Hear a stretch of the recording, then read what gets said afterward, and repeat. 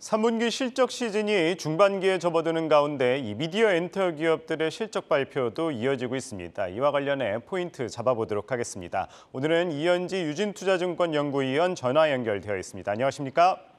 네, 안녕하세요. 이현지입니다. 예, 어제 하이브가 3분기 실적을 발표했죠. 이 역대 3분기 매출 가운데 최대치라고 이야기를 했는데 하이브 실적 평가 어떻게 아십니까?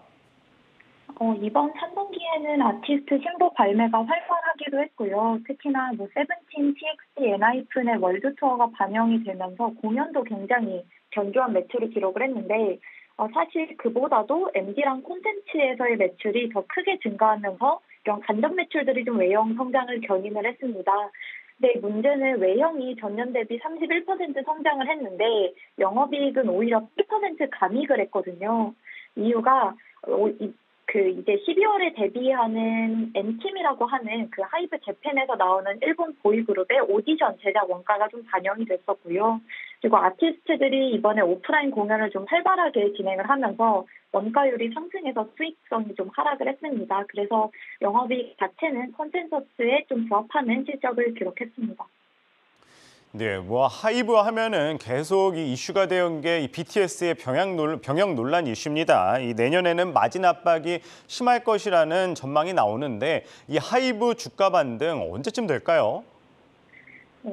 아무래도 방탄소년단이 올 상반기에 투어를 7번을 돌면서 티켓 매출로만 한 510억 원 정도를 벌어들였습니다. 그래서 이 방탄소년단 부대가 실적에 미치는 영향이 적지는 않는데요.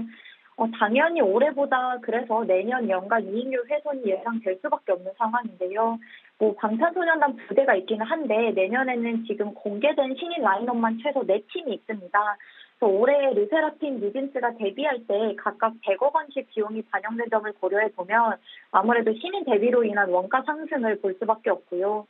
좀 당연히 이제 내년은 투어를 더 많이 돌 수밖에 없기 때문에 투어가 증가함에 따른 원가 상승도 좀 고려해야 할 부분이고요. 특히나 게임 같은 경우에는 자체 제작 게임을 하기도 있는데 이제 퍼블리싱 사업을 통해서 좀 사업도 확장하고 있고 그리고 위버스 같은 경우는 내년 상반기 중으로 구독형 서비스 모델이 붙을 예정입니다. 그래서 관련 비용이 또 발생을 하게 되고요. 그래서 본업 신사업 확장으로 인해 비용이 계속 상승할 수밖에 없는 구간이라서 실질적인 주가 반등은 이렇게 다양하게 투자한 이벤트들이 좀 실제 성과로 이어질 수 있는 내년 상반기쯤을 기대해 봐야 될 것 같습니다. 예, 아직 이 SM이라든지 YG 엔터테인먼트, JYP 같은 경우에는 3분기 실적 발표되지 않았습니다. 이들 기업 같은 경우에는 실적 전망 어떻게 하십니까? 3사 모두 컨센서스에 부합할 것으로 전망을 하는데요. 당연히 이 실적 추정치를 넘어서는 호실적이 나오게 될 경우 주가는 반등을 할 것으로 보이는데요. 추가로 이제 실적도 중요하긴 한데 각자 회사마다 지금 마주하고 있는 이벤트들이 다 각자 있어서 이벤트들이 공개 혹은 해소가 됐을 때 좀 주가가 반등할 걸로 예상합니다. 그래서 각 기획사마다 신인 모멘텀이나 소속 아티스트의 미국 시장 진출 이 부분은 공통적인 부분이고 SM 같은 경우는 지분 매각이라든지 YG는 블랙핑크 재계약 혹은 빅뱅의 투어 가능성 JYP는 신인 모멘텀, 미국 시장에서의 성과 이런 다양한 이슈들이 좀 공개가 될 경우에는 주가 반등이 가능할 것으로 보입니다. 네, 이 넷플릭스 같은 경우에는 3분기 깜짝 실적을 발표했어요. 그런데 이에 반해서 이 국내 콘텐츠 제작사들 같은 경우에는 실적 전망이 그다지 좋지 않습니다. 왜 그런 겁니까?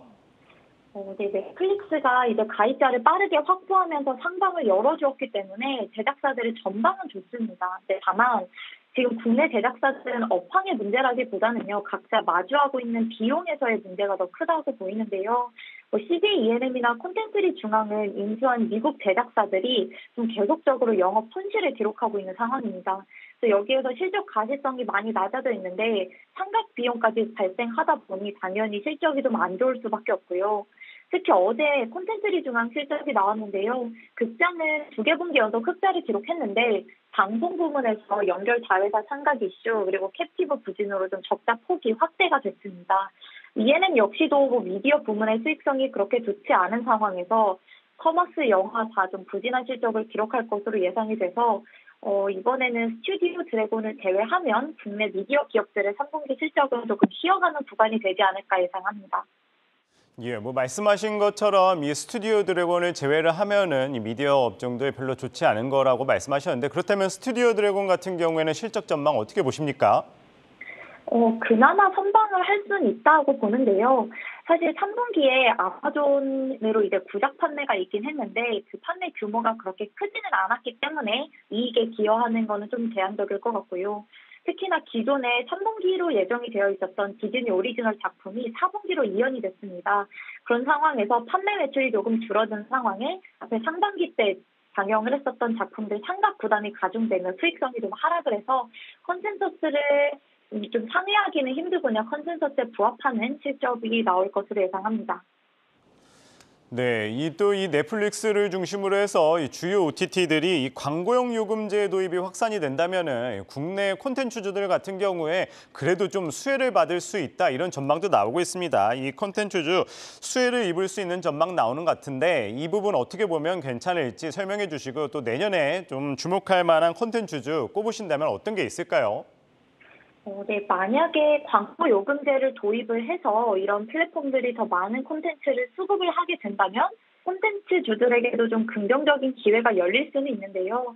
우선은 콘텐츠주보다는 광고, 특히나 좀 미디어 랩사 같은 이런 광고 업체들이 실질적인 수혜를 더 받을 것 같습니다.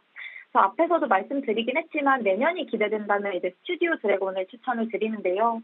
통상적으로 4분기에는 상여금이나 1년 동안의 판권을 가속 상각을 하기 때문에 영업 손실을 기록하는 좀 상대적으로 실적이 부진한 분기입니다.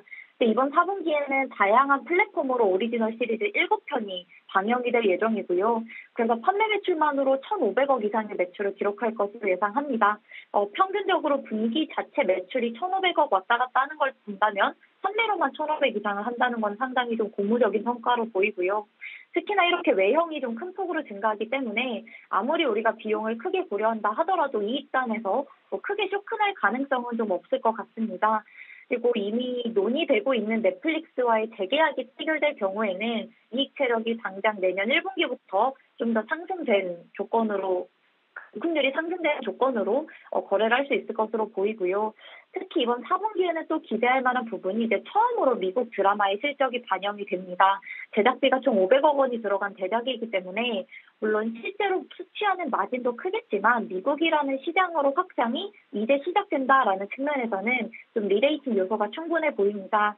현재 스튜디오 드래곤이 한 26배 정도에 거래되고 있어서 상대적으로 비교해 볼 때는 여전히 비싸다고 느껴지실 수는 있는데 자체적으로만 보면 역사적 하반이기도 하고요. 장기 성장성 측면에서도 딱히 하방 압력이 크게 보이지 않아서 종목으로는 스튜디오 드래곤 추천드립니다. 네, 장기적인 성장성 측면에서 내년 기대되는 콘텐츠주 이 스튜디오 드래곤까지 알아봤습니다. 이기현지 유진투자증권 연구위원이었습니다. 오늘 말씀 고맙습니다. 감사합니다.